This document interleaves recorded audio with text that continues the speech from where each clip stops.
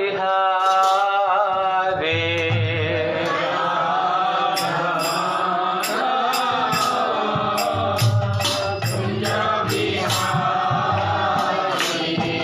জয় গোপী জনা বল্লভ গিরিবরধারে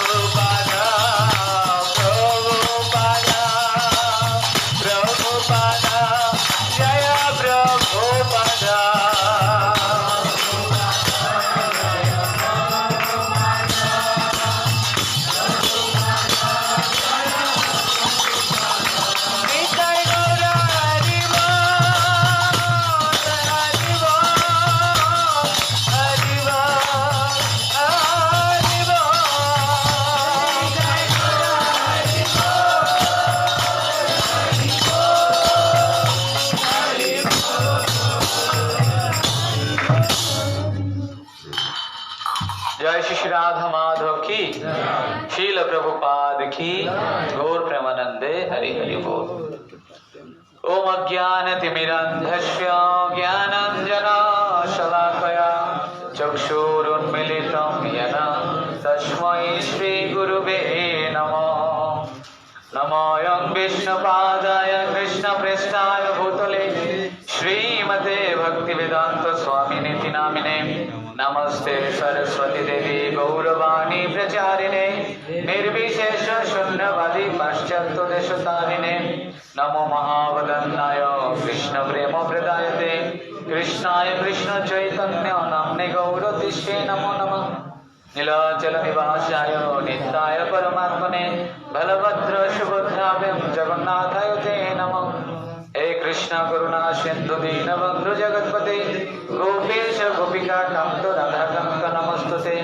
तप्त कांचन गौरांगी राधे वृंदावनेश्वरी वृषभानुसुते देवी प्रणमामि हरिप्रिये।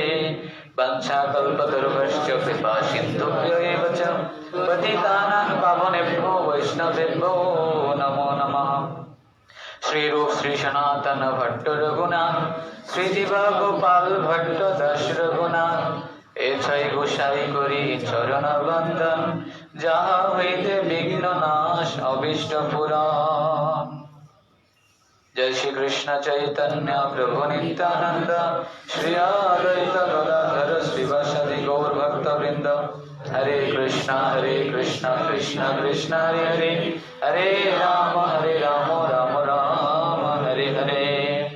ओम नमो भगवते वासुदेवाय।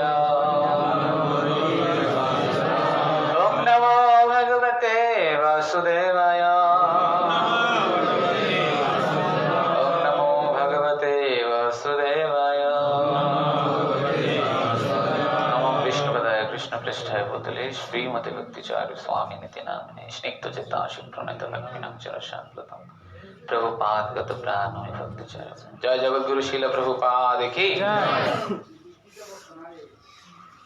তো আমরা জানি একজন ব্রাহ্মণের 9টি গুণ রয়েছে। কয়টি গুণ? 9টি গুণ।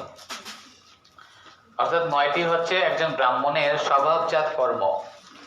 সম দম তপ শৌচম ক্ষান্তি আর্জবম এবচ জ্ঞান বিজ্ঞান আস্তিক্যম ব্রহ্ম কর্ম স্বভাব চম।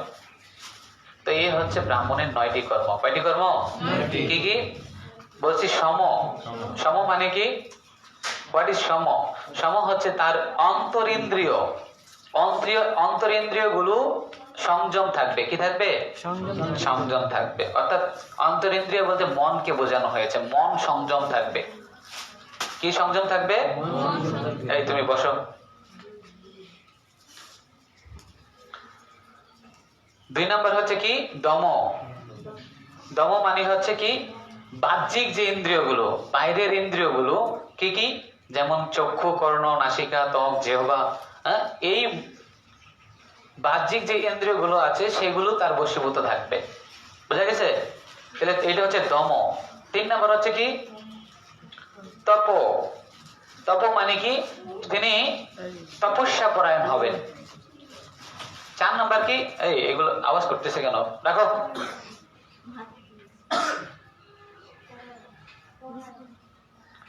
কি বলছি আমি? তপ। তিনি তপস্যা পরায়ণ হবেন। তারপরে শৌচ। শৌচ মানে তিনি তার শুচিতা থাকবে। শুচিতা বলতে তার আহার শুদ্ধি থাকবে। তিনি কমপক্ষে 3 বার স্নান করবেন। বুঝা গেছে? এই হচ্ছে ব্রাহ্মণের 4 নম্বর গুণ। 5 নম্বর গুণ হচ্ছে ক্ষান্তি। ব্রাহ্মণ হচ্ছে ক্ষমা পরায়ণ হবেন। কি পরায়ণ হবে? তারপরে 6 নম্বর হচ্ছে আর্জবম। আর্জবম মানে কি? তিনি সরল হবেন। কি হবেন? সরল হবেন। লাগাও এটা দরজাটা।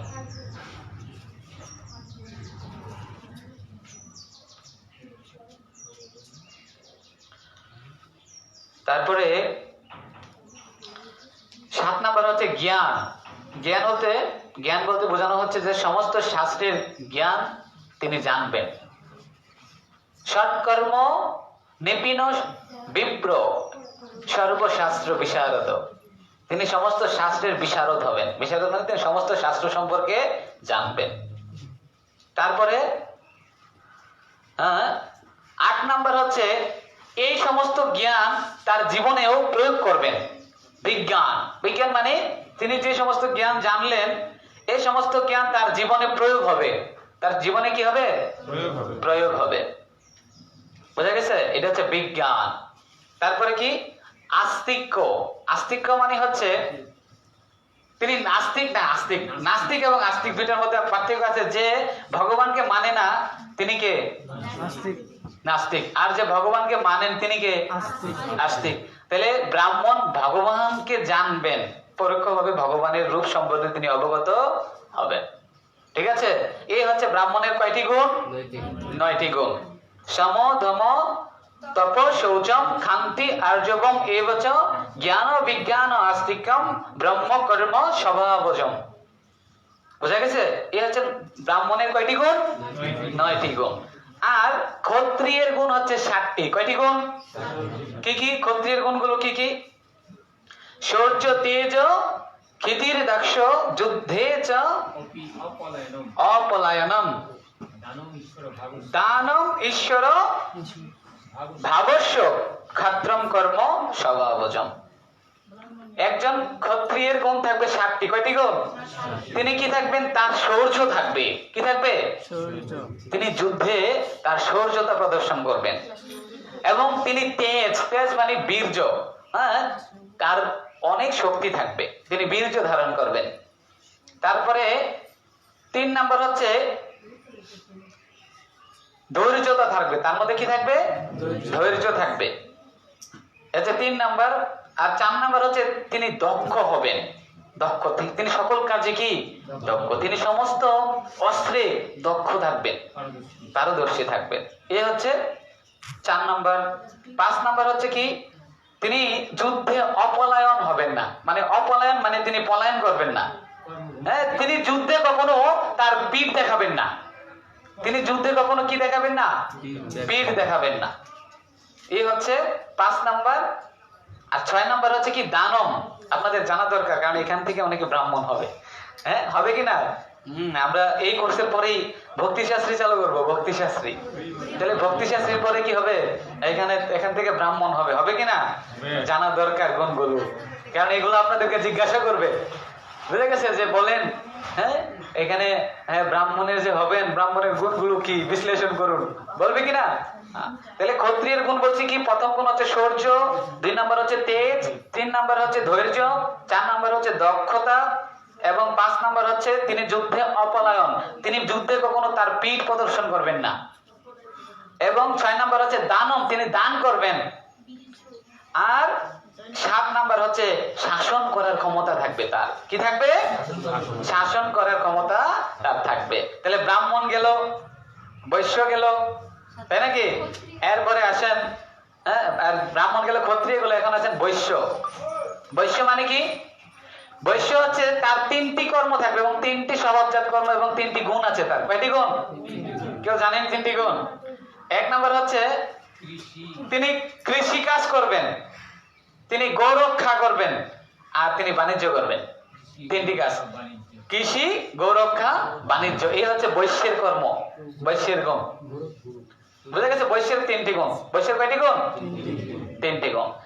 আর শূদ্র, শূদ্র হচ্ছে সবচেয়ে নিচু জাতি নাকি? শূদ্রের গুণ কয়টি? 1টি গুণ। কি গুণ? তিনি চাকুরি করবেন। চাকুরি, চাকুরি বুঝেন তো? যে চাকুরি করে সে কি? শূদ্র। পরিচর্যা, তিনি কি করবেন? সবসময় অন্যদেরকে সেবা করবেন। এই হচ্ছে শূদ্রের কাজ। বুঝা গেছে? তাহলে ব্রাহ্মণ, ক্ষত্রিয়, বৈশ্য, শূদ্র। বুঝা গেছে? ব্রাহ্মণের 9 গুণ, তারপরে ক্ষত্রিয়ের কয় গুণ?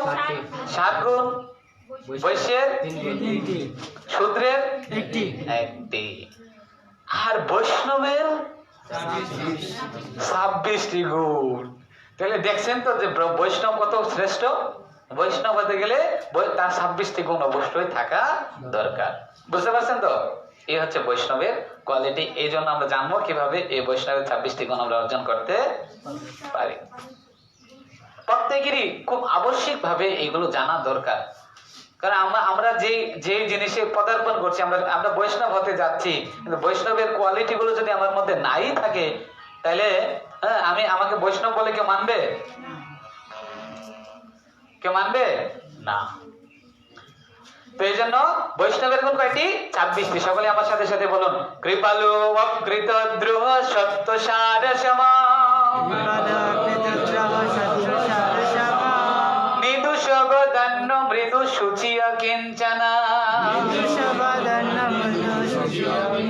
সর্ব উপকারক শান্ত কৃষ্ণ এক শরণ, অকাম অনিহ স্থির বিজিত সরগুণ,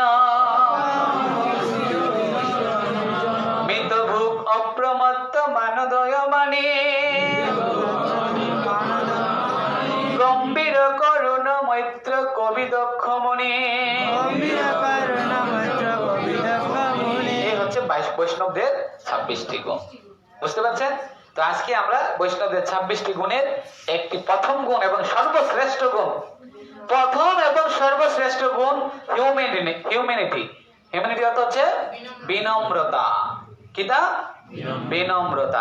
আমরা আজকে এই সর্বশ্রেষ্ঠ গুণ নিয়ে আজকে আমরা জানার চেষ্টা করব। 1 ঘন্টার সময় আছে আমাদের হাতে, দেখি আমরা কতটুকু শেষ করতে পারি। হরে কৃষ্ণ। আজকের ক্লাসটা যে মিস করছে, আজকে অনেক কিছু মিস করবে সে। সর্বশ্রেষ্ঠ গুণ হচ্ছে এই বিনম্রতা।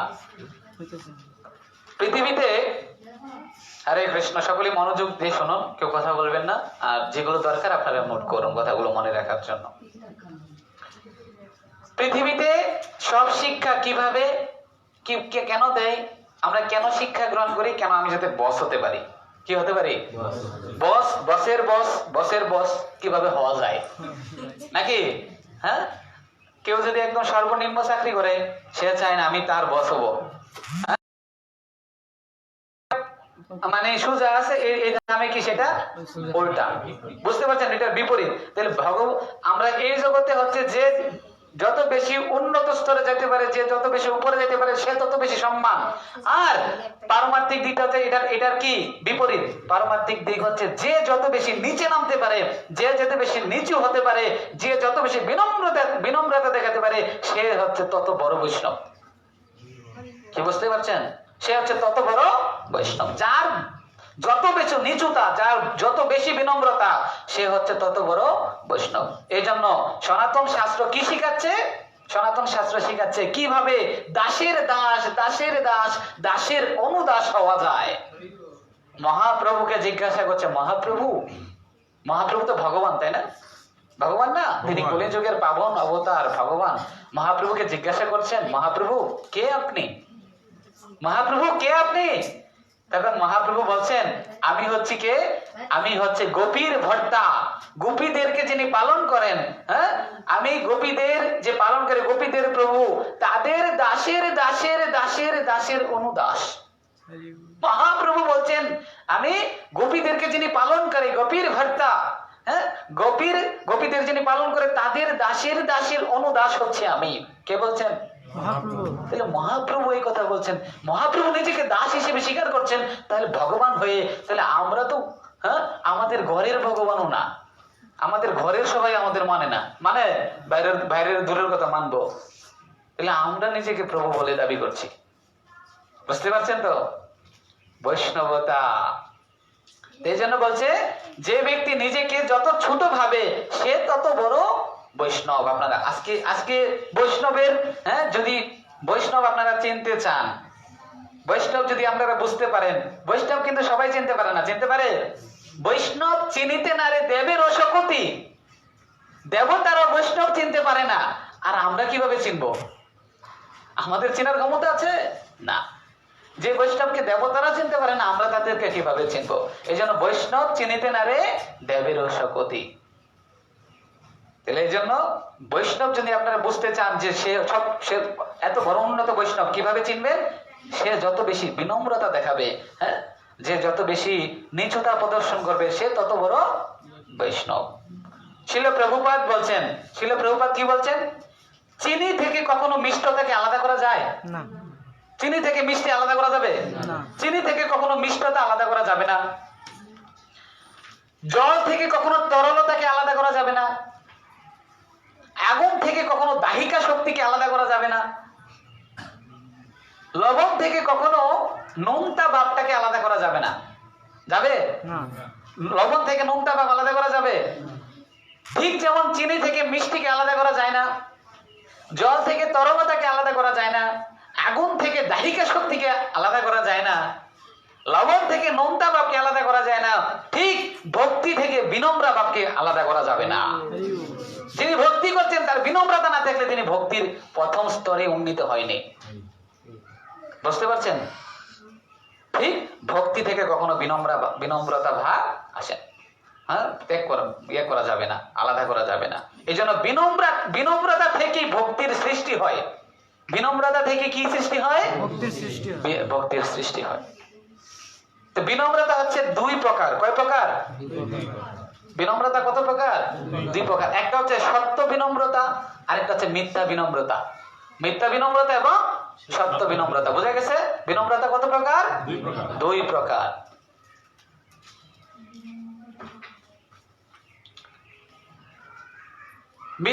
মিথ্যা বিনম্রতা কোনটি? মিথ্যা বিনম্রতা কোনটি?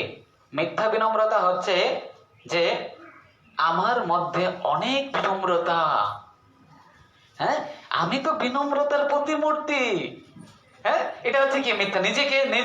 নিজের বিনম্রতা নিয়ে অহংকার, হ্যাঁ, নিজের বিনম্রতাকে নিয়ে অহংকার, সেটা হচ্ছে মিথ্যা বিনম্রতা। বুঝা গেছে? আর সত্য বিনম্রতা কোনটি? সত্য বিনম্রতা কোনটি? সত্য বিনম্রতা হচ্ছে গোপীনা মম নিবেদন শুন, বিষয় দুর্জন সদা কামেরত, কিছু নাহি মোর গুণ। যার মধ্যে বৈষ্ণবতা আছে, যার মধ্যে আসলেই কিছু রয়েছে গুণ, সে কখনো এই গুণগুলো তার মধ্যে আছে সে কখনো স্বীকার করে না। সে কখনো বলবে না যে এই গুণগুলো আমার মধ্যে রয়েছে। এই হচ্ছে সত্য বিনম্রতা। এ হচ্ছে কি সত্য বিনম্রতা। তাহলে সত্য বিনম্রতা কিভাবে আসবে? বোঝা গেছে তো মিথ্যা বিনম্রতা কোনটা, সত্য বিনম্রতা কোনটা? তাহলে এই যে আমাদের সকলে কোন বিনম্রতা দেখাইতে হবে? আমি বাহ্যিক দিকে বিনম্রতা দেখাচ্ছি, কিন্তু ভিতরে আছে কি ভাব? প্রতিষ্ঠার ভাব। সেটা বিনম্রতা? সেটা বিনম্রতা না, সেটা বিনম্রতা না, সেটা বিনম্রতার নামে কি? হ্যাঁ, সেটা বিনম্রতার নামে আপনি মিথ্যা বলা হচ্ছে। বুঝে গেছে? তাহলে সত্য বিনম্রতা কিভাবে আসবে? সত্য বিনম্রতা আসতে গেলে আমাদের হৃদয় শুদ্ধি মনোভাব থাকতে হবে। হৃদয় শুদ্ধ মনোভাব, আমাদের হৃদয়টাকে শুদ্ধ মনোভাবে রাখতে হবে, তাহলে আমাদের সত্য বিনম্রতা আসবে। বিনম্রতা আসতে হলে মিথ্যা অহংকার বাদ দিতে হবে। যদি আপনার হৃদয়ে বিনম্রতাকে স্থান দিতে চান, তাহলে কি করতে হবে? কি বাদ দিতে হবে? মিথ্যা অহংকার বাদ দিতে হবে। মিথ্যা অহংকার কি? কে বলতে পারে? আমি হচ্ছে এই ঘরের মালিক। আমি কি? আমি হচ্ছে এই দোকানের মালিক। আমার আন্ডারে এ মন্দির চলতেছে, হ্যাঁ, আমার আন্ডারে এতজন লোক কাজ করে। বুঝা গেছে? আমি মালিক, হ্যাঁ, আমি বস। এগুলো হচ্ছে কি? অহংকার। এগুলো কি? অহংকার। আমিত্ব ভাব, আমি কথাটাই অহংকার। বুঝা গেছে? আমি কথাটাই অহংকারী ভাব, অহংকার শব্দ। আমি করছি, আমি এত কিছুর মালিক, সেটা কখনো দেখানো যাবে না। সেটা দেখানো যাবে না। যেমন একদিন একটা গরুর গাড়ি দিয়ে অনেক মাল, বুঝেন তো, অনেক জিনিসপত্র নিয়ে যাচ্ছে। তো হঠাৎ করে গরুর গাড়িটা থামিয়ে রাখছে, আর একটা কুকুর কি করছে গরুর গাড়ির তলে গিয়ে সে গিয়ে ভাবছে, দেখো আমি কত শক্তিশালী, আমার উপরে কত মাল, কত জিনিসপত্র আমার উপরে, হ্যাঁ, সে নিজেরা কি মনে করতেছে? কিন্তু আসলে কি জিনিসপত্র তার উপরে? জিনিসপত্র হচ্ছে গরুর গাড়ির উপরে, কিন্তু সেই গরুর গাড়ির তলায় গিয়ে কি বলতেছে? আমি হচ্ছি সবচেয়ে শক্তিশালী। এটা কি সত্য অহংকার না মিথ্যা অহংকার? মিথ্যা অহংকার। আরেকটা উদাহরণ দিয়ে দিই। আরেকটা উদাহরণ হচ্ছে যেমন আমি যখন একটা মানে কেজি স্কুলে চাকরি করতাম তখন ওইখানে কি করতো, এখানে ক্লাস আমরা তাদেরকে বিভিন্ন জায়গায় নিয়ে প্রশিক্ষণ দিতাম। তো একদিন একটা জিম সেন্টারে নিয়ে গেছি। কোন সেন্টার? জিম সেন্টারে। তাদেরকে এখানে জিমের জিনিসগুলো বোঝানোর জন্য জিম সেন্টারে নিয়ে গেছি। তো জিম সেন্টারে যখন নিয়ে গেছি, এগুলো দেখা অনেক বড় বড় ডাম্বেল থাকে না, এগুলো দেখা ছেলেরা তো এগুলোর আলগি দেওয়ার জন্য চেষ্টা করতেছে। একটা থ্রিতে পড়ে ছেলে কি করছে, 80 কেজি একটা ডাম্বেল আছে না, দুই বড় বড় ডাম্বেল, এই 80 কেজি ডাম্বেল সে তুলা মানে আলগি দেওয়ার জন্য সে কান্নাকাটি করতেছে, সে তুলা দিবই। সে কান্নাকাটি করতেছে যে আমি এটা মানে কি করবো, আমি এটা তোলা দিব, আলগি দিব 80 কেজির ডাম্বেল, কান্নাকাটি করতেছে। আরে আমি তাদেরকে বোঝাচ্ছি তাকে যে এটা তুমি পারবা না। পরে কি হলো, পরে ওই যে জিমের যে ট্রেনার আছে না, জিম যে ট্রেনিং করে, যে জিম ট্রেনার, সে বলতেছে সমস্যা না, সে আলগি দেখ। তো জিম ট্রেনার কি করছে, সে উপরে ধরে রাখছে, আর তখন ওই ছোট ছেলেটা গিয়ে তখন ধরে রাখছে কিন্তু জিম ট্রেনার, আর সে ধরে বলতেছে দেখো আমি কত শক্তিশালী। বুঝতে পারছেন? এইভাবে সে নিজেকে ভাবতেছে, সে নিজেকে শক্তিশালী ভাবতেছে, কিন্তু আসলে কি সে শক্তিশালী? কে ধরে রাখছে? ঠিক এই জগতের সমস্ত কিছুকে কে ধরে রাখছেন? ভগবান শ্রীকৃষ্ণকে ধরে রাখছেন। হ্যাঁ, সমস্ত কিছু ভগবানের ইশারায় চলছে, কিন্তু আমি ভাবতেছি আমি সব করতেছি। কি করতেছি? কিন্তু আমি করতেছি না। এই জন্য বলছেন, এই জন্য কি বলছেন, জীবের ইচ্ছায় জীব কুঠি বাঞ্ছা করে। আমাদের ইচ্ছা যে আমি অনেক কিছু করব, কৃষ্ণের ইচ্ছা বিনা গাছের পাতা নাহি নড়ে। কৃষ্ণ যখন না চাবে তখন একটা গাছের পাতাও কি করবে না, নড়বে না। তাহলে বুঝতে পারছেন? তাহলে সত্য অহংকার, এটা হচ্ছে মিথ্যা অহংকার। এগুলো কি বলছি আমি? আর মিথ্যা অহংকার কি? মিথ্যা অহংকার হচ্ছে আমি কৃষ্ণের অবিচ্ছেদ্য অংশ। মামই বংশ জীবলোক জীবভূত সনাতন। আমরা সকলেই কার অবিচ্ছেদ্য অংশ? কৃষ্ণের অবিচ্ছেদ্য অংশ। আর কৃষ্ণের যেহেতু অবিচ্ছেদ্য অংশ, আমরা হচ্ছে অংশ। আর অংশের কাজ হচ্ছে কার সেবা করা? পূর্ণের সেবা করা। পূর্ণকে? পরমাত্মা। পূর্ণকে? আর আমি যেহেতু তার অংশ, আমি হচ্ছে আত্মা। আত্মার কাজ হচ্ছে কার সেবা করা? পরমাত্মার সেবা করা, অর্থাৎ ভগবানের সেবা করা। আর সেটা যদি আমরা না করি, না করার কারণ কি? আমার মধ্যে মিথ্যা অহংকার ঢুকে গেছে। মিথ্যা অহংকার ঢুকে গেছে, আমি হচ্ছি এমক জেলার একজন প্রতিনিধি, আমি হচ্ছি এত টাকার মালিক, আমি কি না রাধা মাধব মন্দিরের সেবা করবো? কি আছে কিনা? এই অহংকার করা যাবে না। এই জন্য বলছে ভগবান আমাদেরকে এই জগতে কেন পাঠিয়েছে জানেন? আমাদেরকে বিনম্রতা শিখানোর জন্য এই জগতে পাঠিয়েছে। কি জন্য? আমরা যাতে বিনম্র হই। কি হই? বিনম্র হই। কারণ কি, বিনম্রতা না থাকলে যদিও আমরা কষ্ট করে কোথায় ভগবত ধামে চলে যাব, কিন্তু বিনম্রতা না থাকলে গাল ডাক্কা দিয়ে আবার বের করে দিব। বের করে দিব কিনা? বিনম্রতা নাই, একদম গাল ডাক্কা দিয়ে আবার বের করে দিব। তোমার মধ্যে যোগ্যতাই নাই। লেখা রাখেন, প্রশ্ন থাকলে লেখা রাখেন, পরে আমরা উত্তর দেব। তারপরে কি, ভক্তি সিদ্ধান্ত সরস্বতী ঠাকুর কি বলছে জানেন? ভক্তি সিদ্ধান্ত সরস্বতী ঠাকুর বলছে বিনা বিনম্রতায় দিব্য জ্ঞান অর্জন হয় না। বিনা বিনম্রতায় কি হয় না? দিব্য জ্ঞান অর্জন হয় না। যেমন আপনারা সকলে এখানে নিচে বসে আছেন, আমার চেয়ে বয়োজ্যেষ্ঠ, আমার চেয়ে সিনিয়র ভক্তবৃন্দরা এখানে আছেন। আমি তাদের হয়তোবা উপরে বসার কোনো আমার যোগ্যতা নেই, কিন্তু তবু আমাকে উপরে বসতে হয়েছে। এটা হচ্ছে একটা রুলস। কিন্তু শাস্ত্র বলছে যে নিচে বসছে সেটা একটা বিনম্রতার পরিচয়। সেটা কি? একটা বিনম্রতার পরিচয়। এই জন্য সে কোটি কোটি গুণে আমার চেয়ে শ্রেষ্ঠ ব্যক্তি। সে কোটি গুণে আমার চেয়ে শ্রেষ্ঠ ব্যক্তি। কারণ কি, বিনম্রতা যদি না থাকতো তাহলে আপনারা এই সকালে কষ্ট করে এখানে আসতেন? আর বিনম্রতা না থাকলে আপনারা এখানে বসতেন, শিক্ষা গ্রহণ করতে পারতেন না। ঠিক যদি আমরা আপনার নিচে না বসতেন, আমরা শিক্ষা গ্রহণ করার যোগ্যতা, প্রথম যে যোগ্যতা সেটা আপনার নেই।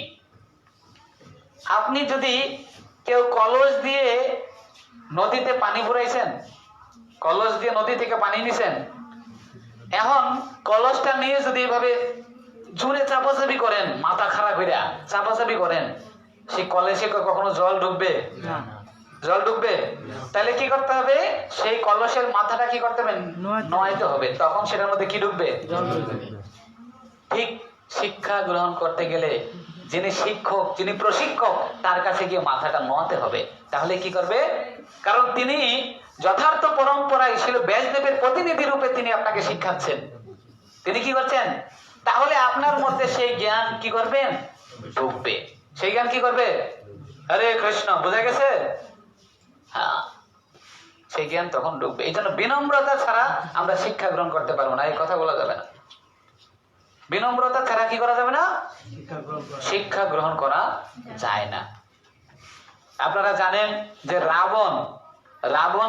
রাবণকে যখন রামচন্দ্র মেরে ফেলছে, তখন রামচন্দ্র কি করছে? হ্যাঁ, লক্ষণরে বলতেছে, ভাই লক্ষণ, তুমি যাও গিয়ে রাবণের কাছ থেকে কিছু শিক্ষা নিয়ে আসো। কি নিয়ে আসো? লক্ষণ বলতেছে, দাদা এ হচ্ছে একটা অসুর, হ্যাঁ, এই অসুরের কাছে গিয়ে আমি শিক্ষা গ্রহণ করবো?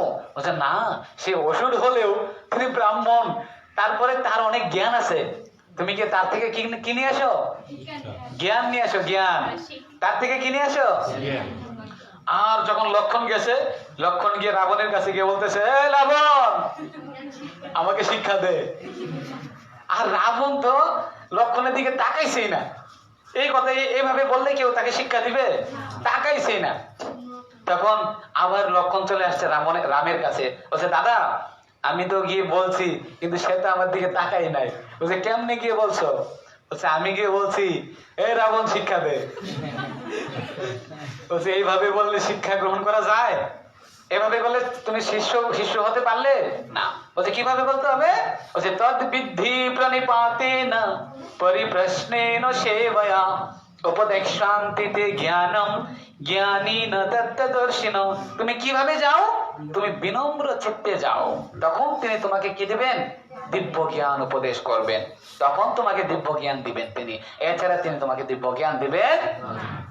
যখন এই লক্ষণ একদম বিনম্র ভাব নিয়ে তার চরণের কাছে গিয়ে বসলেন এবং গিয়ে বললেন, হে ব্রাহ্মণ, হ্যাঁ, আপনি কৃপা করে আমাকে কিছু জ্ঞান দিন। যখন এইভাবে বিনম্রতার সহিত গিয়ে বলছেন, তখন রাবণ লক্ষণকে কি দিয়েছেন? একটা শিক্ষা দিয়েছেন। কি শিক্ষা? শুভস্য শীঘ্রম অশুভস্য কাল হরণম। যে হে লক্ষণ, আমি তোমাকে একটা শিক্ষা দিয়ে যাই। কি শিক্ষা? যে জিনিসটা শুভ সেটা এখনই করে ফেলো, আর যে জিনিসটা অশুভ সেটা বলো আজ না কাল করবো, কালকে না পরশুদিন করবো, এইভাবে বলে কাটিয়ে দাও। শুভ কাজটা এখনই করতে হবে, কিন্তু শুভ কাজটা যদি আমরা দেরি করে ফেলি তাহলে সেটা আর করা হবে না। ঠিক তার জীবন থেকে তিনি উদাহরণ দিয়েছে। কি উদাহরণ দিয়েছে? যে আমি চেয়েছিলাম কি করব? আমি 2টা কাজ করব বলছিলাম। কয়টা কাজ? কার মনে আছে? একটা হচ্ছে কি, স্বর্গে থেকে মর্ত থেকে স্বর্গে কি করে দিবে? সিঁড়ি করে দিব। আর আরেকটা কাজ কি করবে বলছিলাম? খারের সমুদ্রে সব কি করবে? অমৃতের সমুদ্র করে দিবে। বুঝা গেছে? ক্ষীরের সমুদ্র করে দিবে সব। কিন্তু তার সেই ক্ষমতা ছিল, তার সেই শক্তি ছিল, তার সেই সামর্থ্য ছিল, কিন্তু হঠাৎ করে তার বোন শূর্পণখা এসে বলছে যে আমার তো এইরকম আমার নাকেরটা দিছে। কেটা কেটা দিছে? লক্ষণ। তখনই তার ওই সমস্ত কিছু বলে গেছে। কি করেছে? তার আর এই সবগুলো করা হয়নি। এই জন্য যখনই শুভ কাজ আমার মনের মধ্যে আসবে তখনই তাড়াতাড়ি করে দিবে। আমি যে জিনিসটা বলছি, ভক্তিবিনোদ ঠাকুর বলছেন, ভক্তি সিদ্ধান্ত সরস্বতী ঠাকুর কি বলছেন, যে বিনা বিনম্রতার ফলে, বিনা বিনম্রতা না, মানে বিনম্রতা যদি না থাকে, বিনা বিনম্রতায় দিব্য জ্ঞান লাভ করা যায় না, যায় না। আমরা গীতা থেকে দেখি, গীতায় প্রথম অধ্যায় খালি অর্জুন খালি কইতেছে, হ্যাঁ, অর্জুন কইতেছে কি, আমি যুদ্ধ করতে পারবো না। কেন যুদ্ধ করতে পারবো না? বলছে না, এরা তো আমার আত্মীয় স্বজন, হ্যাঁ, এরা আমার বন্ধু বান্ধব, তারপরে কি আমার সব, এরা আমার কি পরিবারের লোক, এই পরিবারের লোকরে মাইরে আমি শান্তি থাকতে পারবো? বলছে না। হ্যাঁ, বলছে তখন তার মধ্যে করুণার ভাব চলে আসছে। এইভাবে সে বড় বড় উপদেশ দিতেছে। কি দিতেছে? বড় বড় কথা বলতেছে। কিন্তু যত বড় বড় কথা বলতেছে, কৃষ্ণের মুখ দিয়ে আওয়াজ আইছে? কৃষ্ণের মুখে কোন আওয়াজ আইছে? আর ঠিক যখন এইভাবে প্রথম অধ্যায় শেষ করছে, দ্বিতীয় অধ্যায়ের 6 নম্বর শ্লোক পর্যন্ত শেষ করছে, তারপরে অর্জুন কইতেছে আমার কাছে আর শব্দ নাই, আমার কাছে কোনো কি নাই। তখন কি করছে? কৃষ্ণের কাছে আত্মসমর্পণ। কি? কার্পণ্য দোষ পাপহাত স্বভাব পৃচ্ছামি তম ধর্ম সম্মুরোচিতঃ যৎ শ্রেয়স্যাৎ নিশ্চিতং গৃহীতং মে শিষ্যস্ত্যহং সাধিমাম তম প্রপন্নম। বলছে, হে কৃষ্ণ, আমার কাছে যা ওয়ার্ড আছিল, যা শব্দ আছিল, সব কইয়া লাইছি। আমার কাছে আর কিছু নাই। এখন আমি তোমার শিষ্য, আমি তোমার কাছে সর্বতভাবে শরণাগত। তুমি এখন আমাকে দিব্য জ্ঞান উপদেশ করো। কি দাও? দিব্য জ্ঞান দাও। আর যখন এইভাবে শরণাগত হয়ে গেছে, তখন কৃষ্ণ কি বলছে? উপদেশ দেওয়া শুরু করছে যে তুমি তো আত্মা, তুমি তো দেহ নও। আত্মার কাজ হচ্ছে কি করা? পরমাত্মার সেবা করা। আত্মা কখনো মৃত্যুবরণ করে না। এভাবে উপদেশ দেওয়া কি করলো? তাহলে দেখেন, যতক্ষণ পর্যন্ত অর্জুন কৃষ্ণের চরণে আত্মসমর্পণ না করেছে, ততক্ষণ পর্যন্ত কৃষ্ণ অর্জুনকে উপদেশ দেওয়া শুরু করে নাই। তাহলে প্রথম কি দরকার আমাদের? ঠিক গীতার 2:7 মানে দ্বিতীয় অধ্যায়ের 7 নম্বর শ্লোকে শরণাগত হয়েছে, আর দ্বিতীয় অধ্যায়ের 8 নম্বর শ্লোক থেকে কৃষ্ণ বলা শুরু করে দিছে, উপদেশ দেওয়া শুরু করে দিছে। তাহলে বিনম্রতা আগে থাকতে হবে। বুঝতে পারছি? কি থাকতে হবে? বিনম্রতা থাকতে হবে। আমরা জানি যে আমাদের ইতিহাসের সবচেয়ে দুইটা, আমাদের ধর্মীয় শাস্ত্র গ্রন্থের দুইটা গ্রন্থ হচ্ছে মেইন গ্রন্থ। শিল প্রভুপাদ দুইটা গ্রন্থকে মেইন গ্রন্থ বলেছেন। কি কি? একটা হচ্ছে গীতা, একটা হচ্ছে ভাগবত। হ্যাঁ, সনাতন ইতিহাস আরেকটা আছে চৈতন্য চরিতামৃত। প্রভুপাদ এই দুইটা থেকে বেশি গুরুত্ব দিয়েছেন। বোঝা গেছে? তাহলে এই যে দুইটা গ্রন্থ, কি কি? গীতা এবং ভাগবত। এই দুইটা ভাগবত কি বলা হয়? দাদা নাতির গ্রন্থ। কি গ্রন্থ? দাদা নাতির গ্রন্থ। কেন জানেন না? কারণ কি? অর্জুনের পুত্রের নাম কি? অভিমন্যু। অভিমন্যুর পুত্রের নাম কি? পরীক্ষিত মহারাজ। তাহলে অর্জুনের পুত্র হচ্ছে অভিমন্যু, অভিমন্যুর পুত্র হচ্ছে কি? তাহলে অর্জুনের নাতি দাঁড়াইতেছে কি? পরীক্ষিত মহারাজ। অর্জুনের নাতি নাকি? তাহলে দাদার কাছে কৃষ্ণ কি বলছে? গীতা বলছে। আর নাতির কাছে সুখদেব গোস্বামী কি বলছে? তাহলে এই গীতার ভাগবত দুইটা প্রধান গ্রন্থই তাদের দাদা নাতির দিয়ে গেছে। এই জন্য গীতা ভাগবতকে কি গ্রন্থ বলা হয়? দাদা নাতির গ্রন্থ। অনেক রসিক বক্তারা বলেন। ঠিক ভাগবত যখন শ্রবণ করানো হয়েছিল, ভাগবত কি? কখন ভাগবত? যখন পরীক্ষিত মহারাজ শুনছে যে আমি মাত্র কয়দিন বেঁচে থাকবো? 7 দিন অভিশাপগ্রস্ত হয়েছে। কে অভিশাপ দিয়েছিল? শৃঙ্গি ঋষি। কোন ঋষি? তখন কি করছে? তিনি যখনই শুনেছে আমি 7 দিন বেঁচে থাকবো, তিনি এক কাপড়ে তিনি কি করলেন? সমস্ত কিছু পরিত্যাগ করে তার বড় ছেলেকে সমস্ত কিছু বুঝিয়ে দিয়ে তিনি বের হয়ে গেলেন। বের হয়ে তিনি সমস্ত মনি ঋষিদের কাছে গিয়ে বলছেন যে আমি মৃত্যু পথযাত্রী, আমার কি করা কর্তব্য? আমি মৃত্যু পথযাত্রী, আমার কাছে 7 দিন সময় আছে, আমি কি করতে পারবো সেটা আমাকে বলুন।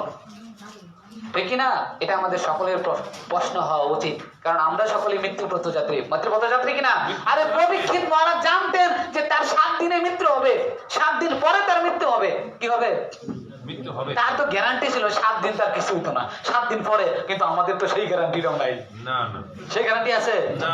পরীক্ষিত মহারাজকে 7 দিনের গ্যারান্টি দিছে যে 7 দিন পরে তার মৃত্যু হবে। কিন্তু বলেন তো এখানে হাত তুলে যে আমি 7 দিন বেঁচে থাকবো, কেউ আছে কিনা? 7 সেকেন্ড। কেউ আছেন? না। তাহলে আমরা তো তার থেকে, পরীক্ষিত মহারাজ থেকে আরো বেশি সিরিয়াসনেস হওয়া উচিত। কি হওয়া উচিত? ঠিক ঠিক পরীক্ষিত মহারাজ কি বলছেন? 7 দিন বেঁচে থাকবো, আমার কি করা কর্তব্য, কি করা দরকার। বুঝা গেছে?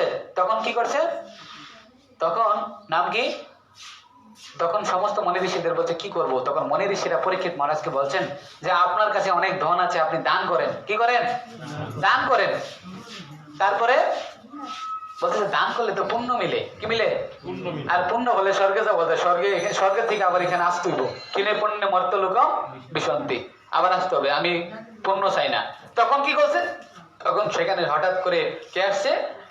সুখদেব গোস্বামী, বৈরাগ্য চূড়ামণি, মণি শ্রেষ্ঠ মহামণি সুখদেব গোস্বামী সেখানে আসছেন। আর মহামণি সুখদেব যখন এখানে আসছেন, তখন সুখদেব গোস্বামী বলছে তুমি ভগবানের কথা শ্রবণ করো। কি শ্রবণ করো? আর এই যে ভগবানের কথা যখন তিনি শ্রবণ করতে বসছেন, হরে কৃষ্ণ, সকলে মনোযোগ দিয়ে শুনেন। ভগবানের কথা যখন শ্রবণ করতে বসছেন, তখন সেখানে হঠাৎ করে ইন্দ্রদেব আসছে। কে আসছে? ইন্দ্রদেব। ইন্দ্রদেব আসছে। ইন্দ্রদেব এসে বলছে, সুখদেব গোস্বামী, আপনি চলুন আমার সাথে, আপনি এই ভাগবত কথা স্বর্গে শোনাবেন। কি শোনাবেন? এইখানে শুনে লাভ নাই, চলেন স্বর্গে শোনাবেন। আমি এই যে আপনি যদি এই স্বর্গে আমাদেরকে ভাগবত কথা শোনান, তাহলে আপনাকে কি দিব? আমি আপনাদেরকে অমৃত সমরস পান করাবো। কি পান করাবো? তখন দেখলে দেখেন দুইটা প্রপোজাল আসছে, একটা হচ্ছে পরীক্ষিত মহারাজের কাছ থেকে, আরেকটা আসছে কাছ থেকে ইন্দ্রদেবের থেকে। তো বলেন তো দেখি, আমারও যদি বলতো আইসা, তাহলে আমি তো স্বর্গে যেতাম নাকি? কিন্তু সুখদেব গোস্বামী কি করছে? বলছে না না, তুমি আমাকে শিক্ষার বিনিময়ে কিছু দিতে চাচ্ছ, তুমি শিক্ষা গ্রহণের যোগ্যতা নাও, তোমার মধ্যে বিনম্রতাই নাই। তুমি বলতেছো তোমার তার বিনিময়ে আমি তোমার অমৃত পান করাবো, তোমার মধ্যে তো বিনম্রতাই নাই। তাহলে তুমি স্বর্গে আমাকে কথা শোনানোর জন্য নিয়ে যেতে যাচ্ছ, তো আমি সেইখানে ভাগবত কথা পরিবেশন করবো না। আর এইখানে সিরিয়াস বিনম্রতার প্রতিমূর্তি হয়ে দাঁড়িয়ে আছেন কে? পরীক্ষিত মহারাজ। আমি সেই পরীক্ষিত মহারাজকে ভাগবত কথা শ্রবণ করাবো। বিনম্রতা না থাকলে ভাগবত কথা, কৃষ্ণ কথা শ্রবণ করা যায় না, দিব্য জ্ঞান হৃদয়ে ধারণ করা যায় না। বুঝতে পারছেন তো? আমরা গত ক্লাসে বলেছিলাম রূপ সনাতন, রূপ সনাতন কাহিনী বলেছিলাম না? তারা মুসলিম হোসেন স্যার এখানে চাকরি করতেন। তাদের নাম কি ছিল? দব্বির খাস আর সাগর মল্লিক। আর তারা দুজন কোথায় গেছিল? মহাপ্রভুর সাথে যখন সাক্ষাৎ করতে গেছে, তখন কি করছে? মহাপ্রভুর সাথে যখন সাক্ষাৎ করতে গেছে, তখন মহাপ্রভু কি করলেন মনে আছে কিনা আপনাদের? আলিঙ্গন করতে চাইছিলেন, কিন্তু তারা দূরে চলে গেছে। মহাপ্রভুর কাছে যখন গেছে, মহাপ্রভু আলিঙ্গন করতে গেছেন। আর যখন আলিঙ্গন করতে গেছেন, তারা বলতেছে না না মহাপ্রভু, আমরা তো পাপী, এতটা সময় আমরা মুসলিম হোসেন শাহকে সাহায্য করেছি, তার সেবায় যুক্ত হয়েছি, আমাদের নাম চেঞ্জ হয়ে গেছে, আমাদের নাম মুসলিম নাম ঢুকাই দিছে, আমরা সেই আপনার স্পর্শের যোগ্য না, আমাকে স্পর্শ করলে আপনি অপবিত্র হয়ে যাবেন। তারা এইভাবে বিনম্রতা দেখিয়ে তারা পিছনের দিকে ছুটে যাচ্ছে। আর ঠিক এমন সময় মহাপ্রভু বলছেন, মহাপ্রভু তো বিনম্রতার কি, তিনি বিনম্রতা শিক্ষা দেওয়ার জন্য আসছেন। আর এর জন্য মহাপ্রভু বলছেন, কি বলছেন? তোমাদের দৈন্য দেখি ফাটে মোর মন, আজ হইতে তোমাদের নাম রূপ সনাতন।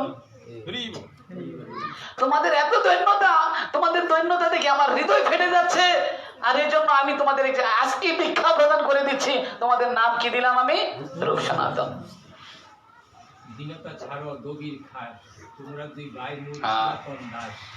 এটা আমরা পরে এক সময় মানে ডিটেলস বলবো, জাস্ট আমরা সংক্ষিপ্তভাবে বলছি। গত ক্লাসে আমরা বলেছি, বুঝা গেছে? তো এই কি বিনম্রতা ছাড়া মহাপ্রভুকে প্রসন্ন করা যায় না। মহাপ্রভু এভাবে বিনম্রতা শিক্ষা দেওয়ার জন্য আসছে। এই জন্য কাউকে তার হৃদয় পরিবর্তন করতে হলে তাকে বিনম্রতা রাখতে হবে। হৃদয় যদি আপনি পরিবর্তন করতে চান, তাহলে আপনার মধ্যে আপনার হৃদয়ে বিনম্রতা স্থান দিতে হবে। মহাপ্রভু বিনম্রতা দেখিয়ে কোথায় দেখিয়েছেন? মহাপ্রভু নিজে ভগবান, মহাপ্রভু এক জায়গায় বিনম্রতা দেখিয়েছেন। আপনারা জানেন, চৈতন্য চরিতামৃত পড়লে পাইবেন। একবার মহাপ্রভু এবং প্রকাশ আনন্দ সরস্বতী ঠাকুর তার 10,000 শিষ্য নিয়ে একটা বাড়িতে তিনি নিমন্ত্রিত ছিলেন। আর প্রকাশ আনন্দ সরস্বতী ঠাকুর তার 10,000 শিষ্য সমস্ত আসন দখল করে আছে, সমস্ত আসন দখল করে আছে। আর মহাপ্রভু উনি তো একজন সন্ন্যাসী, তিনি মানে অল্প বয়স কিন্তু সন্ন্যাসী, বুঝা গেছে? বয়স অল্প কিন্তু তিনি কি সন্ন্যাসী। তো তখন দেখলেন যে কোনো জায়গায় খালি নাই, সবাই উচ্চ আসনে বসে আছে। আর তখন মহাপ্রভু কি করছে, একটা ডেন আছে, এই ডেনের পাশেই মহাপ্রভু বসে গেছে। বিনম্রতা। ডেনের পাশে কে বসে গেছে? তখন কি করছে, হঠাৎ করে মহাপ্রভুর শরীর থেকে এমন জ্যোতি বের হচ্ছে, একদম এমন জ্যোতি বের হচ্ছে। তখন প্রকাশানন্দ সরস্বতী ঠাকুর এমন একদম প্রভাবশালী গুরুদেব ছিল, তার সাথে সবসময় 10,000 শিষ্য থাকতো। আর এই প্রকাশানন্দ সরস্বতী ঠাকুর মহাপ্রভুকে দেখে বলছে, এটা তো সাধারণ মানুষ না, এর শরীর থেকে তো কি জ্যোতি বের হচ্ছে, সাধারণ মানুষ না। তখন প্রকাশানন্দ সরস্বতী ঠাকুর স্বয়ং এসে মহাপ্রভুকে আলিঙ্গন করে নিয়ে তার সাথে বসিয়েছেন, তার সাথে বসিয়ে। তখন হ্যাঁ, তখন মহাপ্রভুকে উপদেশ দিচ্ছেন কে? প্রকাশানন্দ সরস্বতী ঠাকুর বলছে তুমি হ্যাঁ স্বল্প মাত্র কয়েকদিন হচ্ছে সন্ন্যাস নিয়েছো, তোমার বেদ অধ্যয়ন করা দরকার। কি অধ্যয়ন করা দরকার? তখন মহাপ্রভু বলছেন, কি বলছেন? গুরু মোরে মূর্খ দেখি করিলেন শাসন, মূর্খ তুমি তোমার নাহি বেদান্ত অধিকার। তুমি হচ্ছে মূর্খ। হ্যাঁ, গুরু মহারাজ আমাকে বলছে যে আমি মূর্খ, আমার বেদের কোনো বেদ বলার কোনো কি নাই, অধিকার নাই। এই জন্য আমি কি করি? আমি হরি নামে ডুবে থাকি। হ্যাঁ, কিবা মন্ত্র দিলা গোসাই, কিবা তার বল। হ্যাঁ, আর এমন এটা বল, আমি যখন ঝোপি আমি কি হয়ে যাই? অচেতন হয়ে যাই। বুঝতে পারছেন তো? বলছে আমার এই হ্যাঁ আমাদের বেদ অধ্যয়ন কোনো যোগ্যতা নেই, এজন্য আমরা হরিনাম করছি। মহাপ্রভু স্বয়ং ভগবান হয়ে এই বিনম্রতার শিক্ষা দিচ্ছেন। কি দিচ্ছেন? বিনম্রতার শিক্ষা দিচ্ছেন। এই জন্য সম্মান আর প্রতিষ্ঠার পিছনে আমরা সকলেই ছুটছি কিনা? হ্যাঁ, সকলেই আমরা মানে আমরা বিনম্রতার দিকে লক্ষ্য করছি না। আমরা চিন্তা করছি আমি যে এখানে কিছু দান করবো, এখানে আমার সম্মান আছে কিনা, এটা চাচ্ছি। একবার কি করছে, আমাদের একটা ইস্কন মন্দিরে একটা লোক কি করছে, ফ্যান গিফট দিছে। ফ্যান মানে নাট মন্দিরের জন্য তিনি 6টা ফ্যান দিছে। কয়টা ফ্যান? 6টা ফ্যান দিছে। বলছে ঠিক আছে আমি ফ্যান দিব, ফ্যানের মধ্যে যাতে আমার নাম লেখা থাকে। কি লেখা থাকে? আচ্ছা আমার বাবার নামে দান করতেছে, এটা সেটা স্বর্গীয় এমক, হ্যাঁ এমক নাম দিছে, যাতে নামটা যাতে বড় করে লেখা থাকে। ঠিক আছে, আচ্ছা ঠিক আছে লেখা থাকবে, সমস্যা নাই। আপনারা দেখেন পুন্ডরিক ধামে লেখা আছে, এরকম আমি দেখছিলাম। লক্ষ্য করছেন? পুন্ডরিক ধামে লেখা আছে যে ওনারা এরকম দান করছে। তখন এইভাবে দান করছে, 6টা ফ্যান দিয়েছে, 6টা ফ্যান লাগাইছে। তো গরমের দিনে গেছে, তো গরমের দিনে কি ফ্যান কি চলবো না বন্ধ থাকবো? তখন ওই লোকটা গিয়ে বলতেছে, এই প্রভু নাম দিয়ে দেখা যাইতেছে না, ফ্যান তো ঘুরতেছে, নাম দিয়ে দেখা যাইতেছে না, ফ্যান চললে কি দেখা যাবে? বলছে না না না ফ্যান বন্ধ করো, নাম দেওয়া লাগবো। দিয়ে লাভ আছে? ফ্যান দিয়ে লাভ আছে? ফ্যান চললে কি নাম দেওয়া যাবো? কিছু লোক এসে এইভাবে দান করতে চায়। তাহলে এটা কি দান হইলো? না। দান এমন ভাবে করতে হবে, ডান হাতে দান করতেছে, বাম হাত যাতে না জানে। বুঝতে পারছেন? যদি আমি ডান হাতে দান করি, বাম হাত যাতে না জানে, এটা হচ্ছে দান। কারণ মহাপ্রভু ভগবান হ্যাঁ পরমাত্মা রূপে হৃদয়ে আছেন কিনা? উনি যেহেতু পরমাত্মা রূপে আছেন, তোমাকে এই জগতে জনপ্রিয় সবার কাছে হইতে না, কৃষ্ণের কাছে জনপ্রিয় হোক। ভগবান সব লিখতেছেন, ভগবান সব জানতেছেন। আর যদি আমরা দেখাই সব করি, সেটা কি বিনম্রতার মধ্যে পড়ে না? পড়ে? সেটা পড়ে না। কর্ণকে চিনেন তো? দানীদের মধ্যে একজনের নাম হচ্ছে কর্ণ। হ্যাঁ, অনেকে দান করছে, কিন্তু এই দানীদের কথা আসলে কর্ণের নাম সর্বপ্রথমে আসে। কেন আসে? কর্ণ মাঝে মধ্যে কি করতেন, তিনি বাম হাতে দান করতেন। কি করতেন? একবার এক ব্রাহ্মণ বলতেছে, আপনি বাম হাতে দান করতেছেন কেন? বলছে বাম হাত থেকে যে সময় আমি ডান হাতে সেই জিনিসটা নিব, সেই সময় যদি আমার মন পাল্টে যায়, হ্যাঁ বাম হাত থেকে যখন আমি সেটা ডান হাতে নিব, সেই সময় যদি আমার মন পাল্টে যায়, তাহলে আমি তো দান করতে পারবো না। বুঝা গেছে? দেখেন কি শিক্ষা দিচ্ছে। এই জন্য ভক্তি সিদ্ধান্ত সরস্বতী ঠাকুর বলছে, হ্যাঁ কি বলছেন? সম্মান আর প্রতিষ্ঠাকে শূকরের বিষ্ঠার সাথে তুলনা করছেন। কার বিষ্ঠা? শূকরের বিষ্ঠা। আমি বলছিলাম যে শূকরের বিষ্ঠা কি?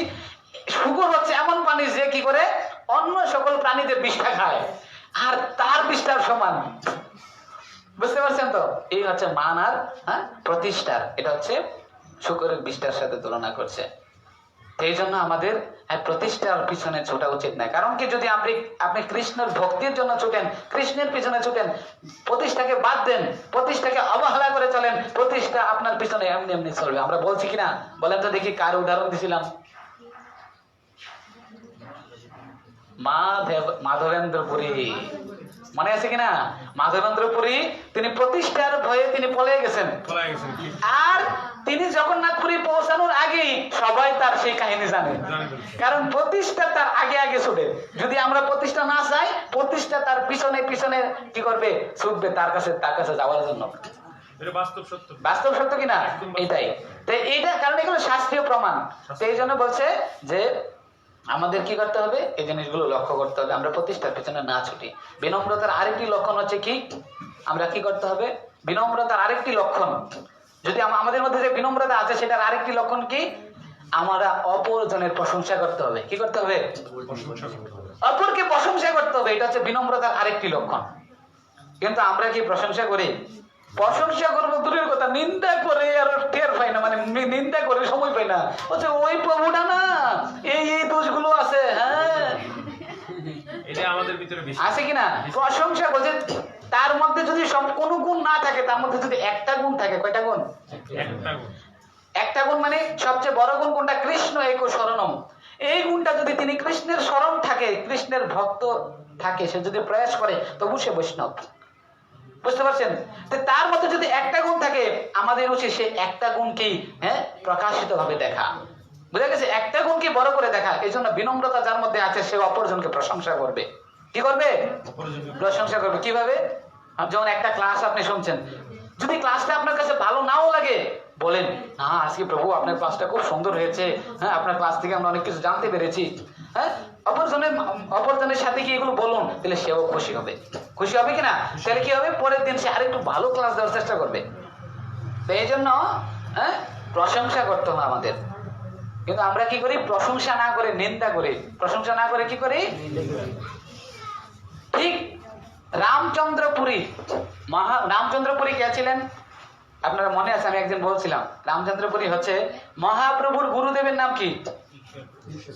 ঈশ্বরপুরী নাকি? ঈশ্বরপুরী বা মাধবেন্দ্রপুরী, দুইজনই তার গুরুদেব হিসেবে তাকে মানতেন, গুরুদেবকে মানতেন। ঠিক মাধবেন্দ্রপুরীর শিষ্য হচ্ছে এই রামচন্দ্রপুরী। রামচন্দ্রপুরী হচ্ছে মাধবেন্দ্রপুরীর শিষ্য। তাহলে মাধবেন্দ্রপুরীর শিষ্য হচ্ছে রামচন্দ্রপুরী, মাধবেন্দ্রপুরী শিষ্য হচ্ছে ঈশ্বরপুরী। বুঝা গেছে? তাহলে যেহেতু ঈশ্বরপুরী হচ্ছে মহাপ্রভুর গুরুদেব, তাহলে রামচন্দ্রপুরী কি দাঁড়াইতেছে? যে রামচন্দ্রপুরী হচ্ছে মহাপ্রভুর গুরুদেবের গুরু ভাই। বুঝতে পারছেন তো? মহাপ্রভুর গুরুদেবের গুরু ভাই কে? রামচন্দ্রপুরী। বুঝা গেছে তো? তো রামচন্দ্রপুরী ইনি একদিন কি করছেন? বৈষ্ণব সেবার আয়োজন করছেন। কি করছেন? তিনি মহাপ্রভুর সমস্ত বৈষ্ণবদের, মহাপ্রভুর সমস্ত নিজ পার্শ্বদের তিনি তার বাড়িতে আমন্ত্রণ করছেন। তো নাম আমন্ত্রণ করছেন, পেট ভরাইয়া ভরাইয়া খাওয়াইতেছেন। আরে প্রভু আরেকটু নেন, আরেকটু সানার রসা নেন। এইভাবে কি করছে? এত ভাবে একদম পেট ভরাইয়া ভরাইয়া খাওয়াইছে। যদি বলছে প্রভু না আর পারতেছি না, একদম নিজেকে সার্ভিস করতেছে। নিজে সার্ভিস করে বেশি বেশি করে দিছে। কি করে দিছে? বেশি বেশি করে দিছে। এত বেশি করে দিছে, এই পর্যন্ত খাইছে। আর এরা খুব খুশি। আর যখন চলে যাবে, প্রসাদ পায় যখন চলে যাবে, তখন রামচন্দ্রপুরী কি বলতেছে জানেন? বলছে আমি এতদিন শুনছি যে মহাপ্রভুর ভক্তরা বেশি খায়, আজকে নিজের চোখে দেখলাম যে এগুলো খালি খায়, এগুলো খালি খায়। তাহলে এত খাওয়ায় লাভিল, তাহলে এত বেড়া যে কি হয়ে গেল? তার কি অপরাধ হলো? কি অপরাধ হলো? বৈষ্ণব অপরাধ। তার বৈষ্ণবদের চরণে এত খাওয়াইও বৈষ্ণবদের চরণে অপরাধ হয়ে গেল। বুঝতে পারছেন? তাহলে যেহেতু আগে বৈষ্ণবের চরণ অপরাধ করছে, তারপরে কি করছে জানেন? দ্বিতীয় স্টেপে গিয়ে তার গুরুদেবের চরণ অপরাধ করছে। নিয়মেই যদি কেউ আগে বৈষ্ণব অপরাধ করবে, তারপরের ধাপে গিয়ে তিনি গুরুদেবের চরণ অপরাধ করবে। গুরুদেব মানে গুরুদেবের আদেশটা মানবে না, হ্যাঁ, গুরুদেবের আদেশগুলো সে অমান্য করবে, এবং পরবর্তী দিন ভগবানের চরণ অপরাধ করবে। এটা স্টেজ। আগে বৈষ্ণব অপরাধ, তারপরে গুরুর চরণ অপরাধ, তারপরে কৃষ্ণের চরণ অপরাধ। এইভাবেই হয়ে যাবে তার। এভাবে যখন প্রথমে রামচন্দ্রপুরী কার চরণ অপরাধ করে ফেলছে? বৈষ্ণব চরণ অপরাধ। তারপরে দ্বিতীয়ত কি করছে? একদিন তার গুরুদেব ছিল মাধবেন্দ্রপুরী যখন বৃদ্ধ হয়ে গেছে, দেখবেন যারা ভগবানের শুদ্ধ বৈষ্ণব, তারা বৃদ্ধ হলে ভগবানের সেবা ঠিক মতো না করতে পারলে তারা আফসোস করে না, আমি ঠিক মতো ভগবানের সেবা করতে পারছি না, আমি ভগবানের নাম নিতে পারছি না। ভগবান তারা যদি করেও তবু বলে যে আমি পারছি না। বুঝে গেছে? এইভাবে তিনি কান্না করতেন আর ভগবানের কাছে আফসোস করে বলতেন। আর একদিন মাধবেন্দ্রপুরী এইভাবে কান্না করে করে বলতেছে, আফসোস করতেছে।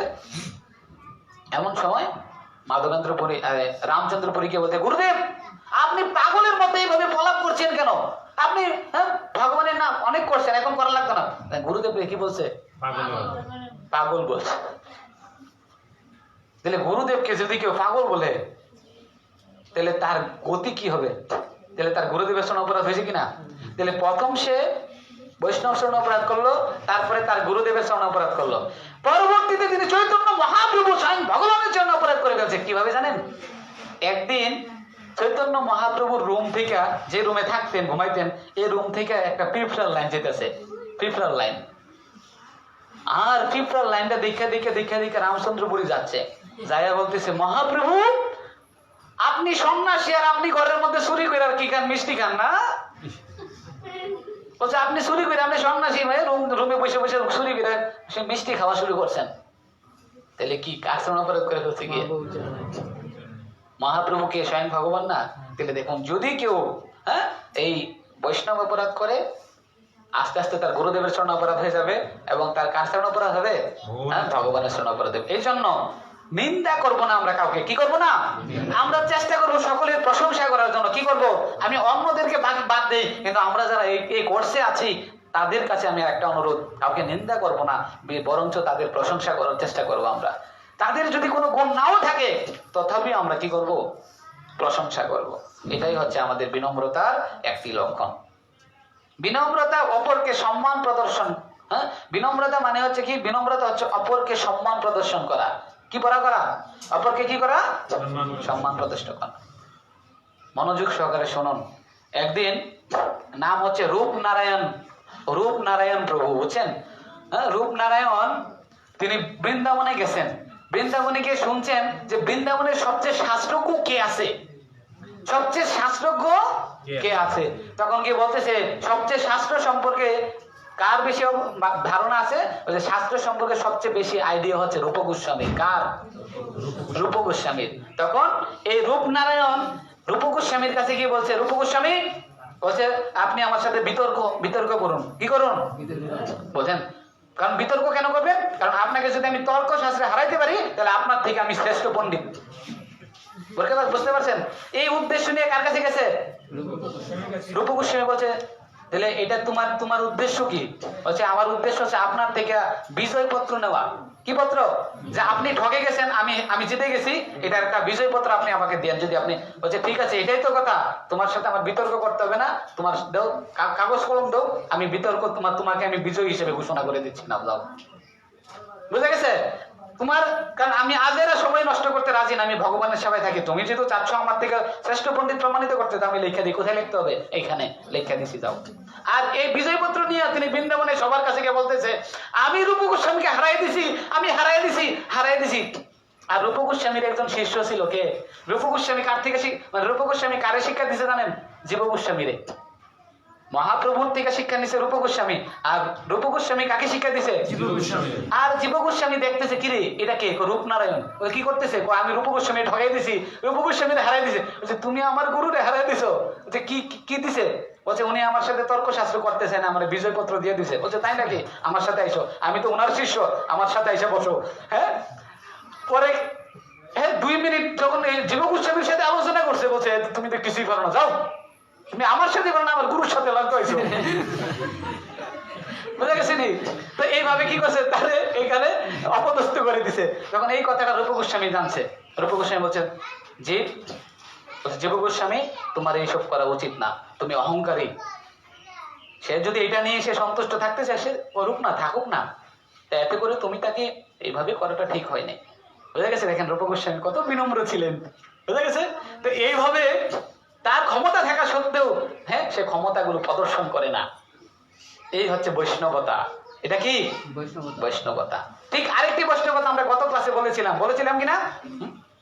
একবার চৈতন্য চরিতামৃত গ্রন্থ কে লিখছেন? কৃষ্ণদাস কবিরাজ গোস্বামী। কৃষ্ণদাস কবিরাজ গোস্বামী কি করছেন? গোপাল ভট্ট গোস্বামী আর লোকনাথ গোস্বামীর কাছে গেছেন। এখানে ভূগর্ভ গোস্বামীও ছিল। তো গিয়ে গেছেন, হে গোস্বামীগণ, কৃপা করে আমি মহাপ্রভুর জীবন চরিতাবলী আমি একটি বিশাল গ্রন্থ লিখতে যাচ্ছি। সারা পৃথিবীব্যাপী এটা প্রসিদ্ধ হবে। আমি সেই চৈতন্য চরিতামৃত লিখতে যাচ্ছি। কৃপা করে আপনি কি করেন? আমাদের আশীর্বাদ করুন, আমাকে আশীর্বাদ করুন আপনারা। বলছে আশীর্বাদ তোমাকে দিব, ঠিক আছে, কিন্তু একটা শর্ত আছে। কি শর্ত? আমরা এলে কি করতাম? শর্ত কি চাইতাম? বলছে এইটার প্রথম পৃষ্ঠার মধ্যে যাতে আমার নাম থাকে। আমরা এরকম চাইতাম কিনা? বলছে আমার ছবিটা যাতে সুন্দরভাবে থাকে, আমার নামটা যাতে বড় অক্ষরে থাকে, তাহলে আশীর্বাদ দিব। তাহলে কি দিব? আশীর্বাদ দিব। কিন্তু তারা বলতেছে শোনো, আশীর্বাদ তোমাকে দিব ঠিক আছে, কিন্তু আমাদের নাম যাতে চৈতন্য চরিতামৃতে না থাকে, এই তোমার এই গ্রন্থের মধ্যে যাতে আমাদের নাম না থাকে। দেখেন কত বিনম্রতা। বুঝতে পারছেন? জেন্টেলম্যান ভদ্রলোক কিভাবে হবেন, এইগুলো তাদের মধ্যে কি করতে হবে? থাকতে হবে। বুঝতে পারছেন? ঠিক আছে, সবাই যেতে হবে। হ্যাঁ, তো বুঝা গেছে এই কথা। তারপরে আসেন, বুঝতে পারছেন তো এটা? তো এই হচ্ছে বিনম্রতা। তারপরে কি? মহাপ্রভু, মহাপ্রভু তার সমগ্র জীবনে কি করছেন না? কোন গ্রন্থ লিখে যান নাই। লেখছেন? মহাপ্রভু তিনি গ্রন্থ লেখছেন? লেখছেন না। তিনি কি করছেন? 2টা অষ্টকম লিখছেন। কয়টা অষ্টকম? কে কে জানেন? শিক্ষা অষ্টকম আর জগন্নাথ অষ্টকম। এই 2টা অষ্টকম মহাপ্রভু নিজে লিখছেন। বুঝতে পারছেন?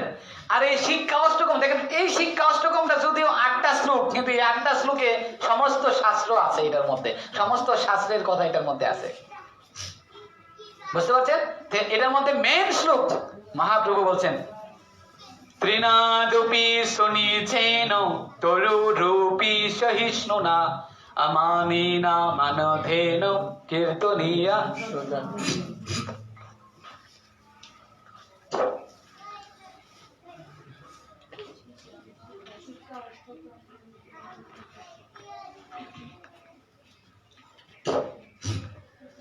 তাহলে মহাপ্রভু কি বলছেন? যে এই সদা হরি কীর্তন, কে সদা হরি কীর্তন করতে পারবে? যার মধ্যে 2টা গুণ আছে। কয়টা গুণ? 2টা গুণ। কীর্তন করতে গেলে, হরিনাম জপ করতে গেলে তার মধ্যে 2টা গুণ অবশ্যই থাকতে হবে। কি কি?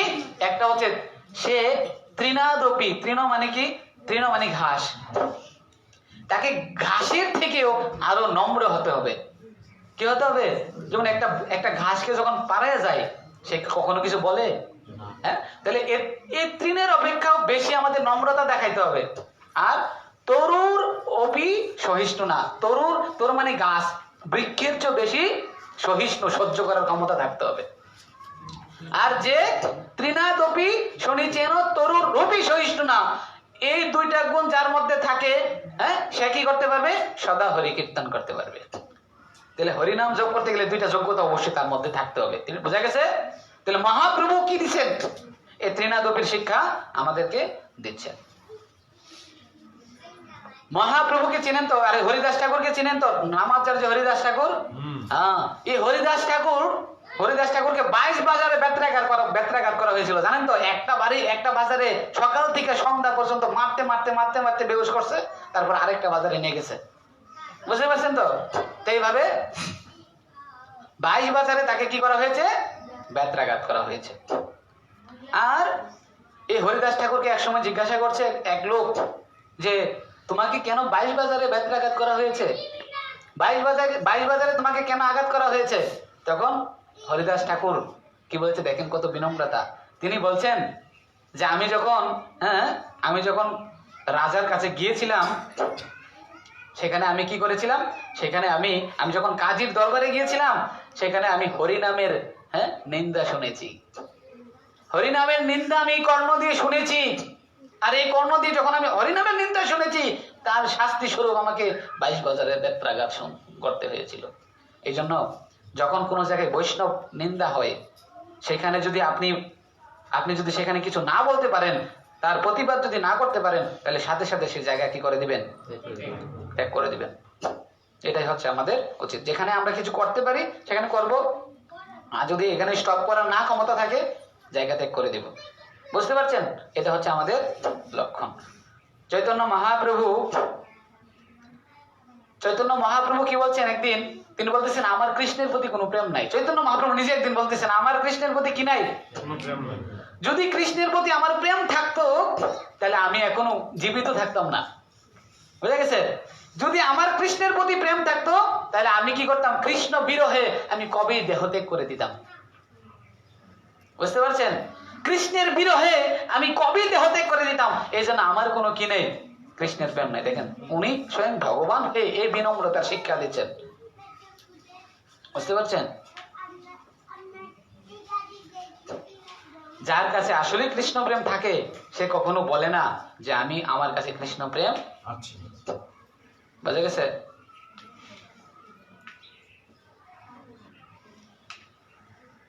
এই জন্য বুঝতে হবে যে আমাদের কার কাছে এরকম বিনম্রতা আছে? বিনম্রতা আমাদের জন্য দরকার। এই জন্য একদিন চৈতন্য চরিতামৃতে কি বলছে, প্রেমেরও স্বভাব যাহা প্রেমেরও সম্বন্ধ, সেই মানে মোর নাহি কৃষ্ণ প্রেম গন্ধ। যার কাছে কৃষ্ণ প্রেম আছে সে কখনো বলবে না আমার কাছে কৃষ্ণ প্রেম আছে, সে বলবে আমার কাছে কোনো কৃষ্ণ প্রেম নাই, আমি কৃষ্ণ ভক্তি হতে পারি নাই, সেই কথা বলবে। এটাই হচ্ছে বিনম্রতা। মহাপ্রভু কাকে দিয়ে বিনম্রতার শিক্ষা দিতে চেয়েছেন, কে বলতে পারবে? কাকে দিয়ে? সনাতন গোস্বামীকে দিয়ে। তিনি এক একজনকে দিয়ে এক একটা শিক্ষা দিচ্ছেন। এক একজনকে দিয়ে তিনি কি করছেন? শিক্ষা দিয়েছে। এক একটা শিক্ষা দিয়েছেন। ঠিক সনাতন গোস্বামীকে দিয়ে তিনি কি করছেন? বিনম্রতার শিক্ষা দিয়েছেন। একদিন সনাতন গোস্বামী যখন তিনি বৃন্দাবনে ছিলেন, তো একদিন অনেক থাকে না বৃন্দাবনে সাধুদেরকে অনেক কম্বল দেয়, তো একদিন সনাতন গোস্বামীকে একজন ধনী পরিবারের থেকে একজন দান করতেছে, তো একটা নতুন কম্বল দিছেন। কি করছেন? কম্বল। তো সেই কম্বলটা তিনি শীতে গাও দিতেন, মানে শীতে তার গায়ে দিতেন। তো এইভাবে শীতে যখন গা দিয়ে তখন মহাপ্রভুর সাথে দেখা করতে গেছে, মহাপ্রভু যখনই সনাতন গোস্বামীকে দেখতেন তখনই মহাপ্রভু তার সাথে তাকে আলিঙ্গন করতেন, সনাতন গোস্বামীকে। আর আজকে তিনি যখন নতুন কম্বল গা দিয়ে গেছেন, মহাপ্রভু সনাতন গোস্বামীকে দেখেও না দেখার বান করতেছে। দেখেও কি করতেছে? না দেখার বান করতেছে। তখন মানে সনাতন গোস্বামী বুঝতে পেরেছেন মহাপ্রভু আজকে আমাকে কিছু বলছেন না, আমাকে এড়িয়ে চলতেছেন। তখন তিনি বুঝতেছেন যে কি কারণ, কি কারণ। তখন বুঝতে পেরেছে এই যে নতুন কম্বলের কারণ। কি করছেন? নতুন কম্বলের কারণ। তখন কি করছে? তিনি সাথে সাথে গিয়ে দেখলেন যে একটা ভিক্ষুককে বলছে যে তোমার পুরান কম্বলটা, তোমার সিরা কম্বলটা আমার দিয়ে দাও, আর আমার নতুন কম্বলটা তোমার নাও। ওই ভিক্ষুকও বুঝতে পারছে নাকি এমন লোক কেউ আছে নাকি, তার নতুন কম্বল দিয়ে বা সিরা কম্বল নিতে আসে। তো ভিক্ষুক প্রথমে বিশ্বাস করতে পারছে না, বলছে না না, তুমি নতুন কম্বল নিয়ে নাও, তোমার সিরা কম্বলটা আমাকে দাও।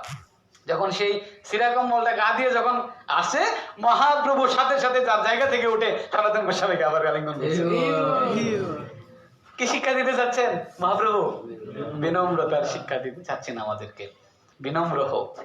মহাপ্রভু একদিন যখন বৃন্দাবনে যাচ্ছিলেন, আরে ঝাড়খণ্ড বৃন্দাবন থেকে তিনি পুরীর উদ্দেশ্যে যাচ্ছিলেন, ঝাড়খণ্ড বন, মানে বনের উপর দিয়ে তিনি যখন যাচ্ছে, আর বন দিয়ে কত কিছু তার শরীরে লেগে যায় না, এরকম তার শরীরে লেগে তার একটা রোগ হয়ে গেছিল, তার শরীরে অনেক গোটা হয়ে গেছিল, বুঝে গেছে, বুঝ বেরোতো তার শরীর থেকে। তো এরকম রোগ হয়ে গেছে সনাতন গোস্বামী। আর সনাতন গোস্বামী এই রোগটা যখন হয়েছে, জগন্নাথপুরীতে থাকতেন, তিনি সকলের সাথে মিশতেন না, তিনি সবসময় দূরে দূরে থাকতেন।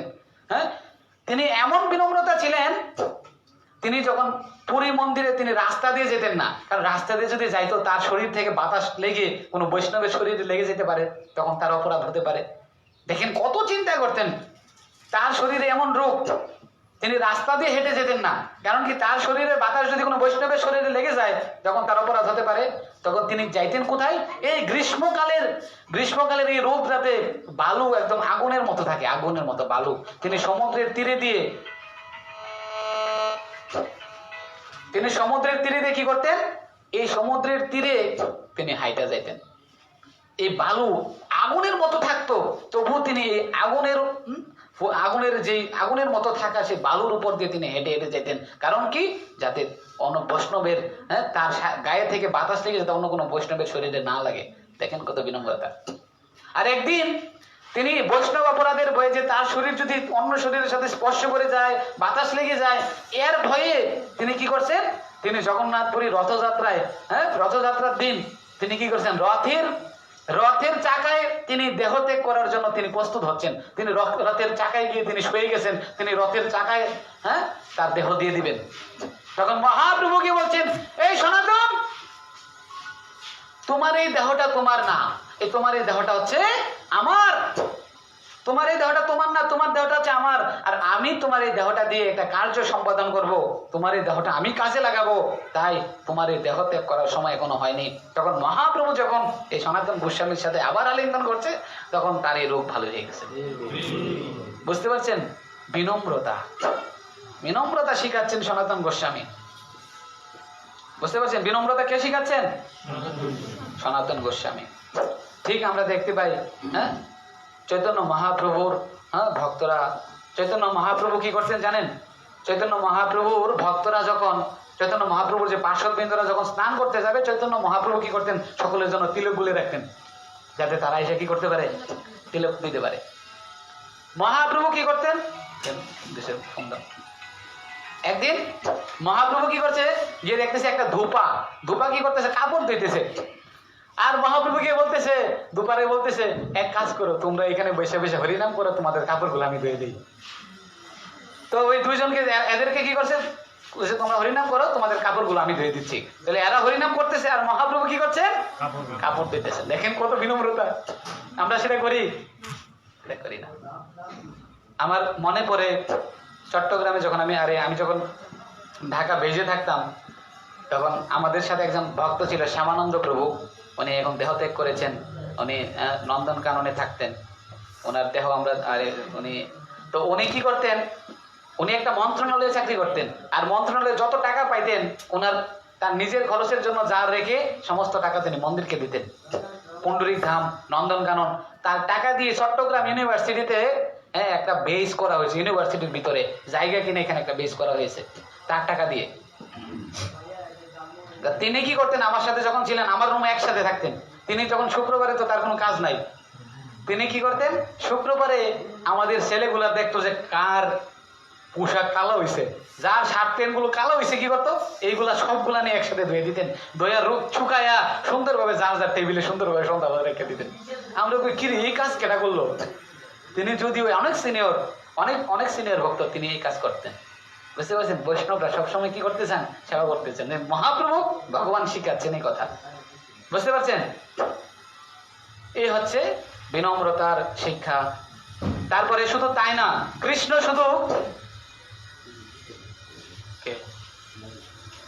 শুধু বিনম্রতার শিক্ষা দেয় নাই, তিনি নিজেও বিনম্রতা পালন করছেন কিনা। উদাহরণ কি, যখন সুদামা কার কাছে গেছিল, কৃষ্ণের কাছে গেছিল কিছু চাওয়ার জন্য। সুদামাকে দেখছেন কি করছে, আরতি করছে, তার চরণ ধোয়াইছে নাকি, এত কিছু করে, তার কোনো কিছু চাইতে হয় নাই।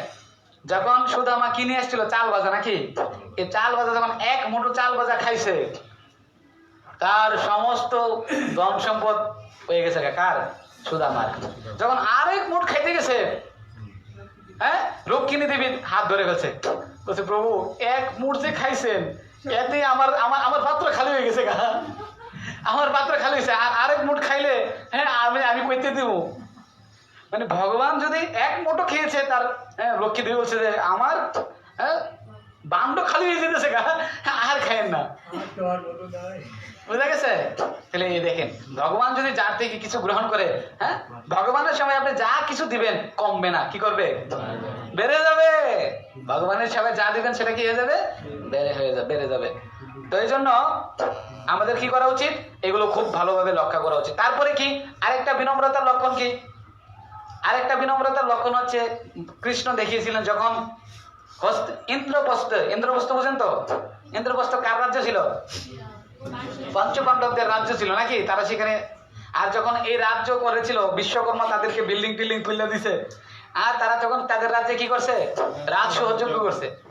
আর রাজ সহযোগ যখন যোগ্য করে একটা অনুষ্ঠানে কি করি, একটা অনুষ্ঠানে আমাদের কি করা উচিত,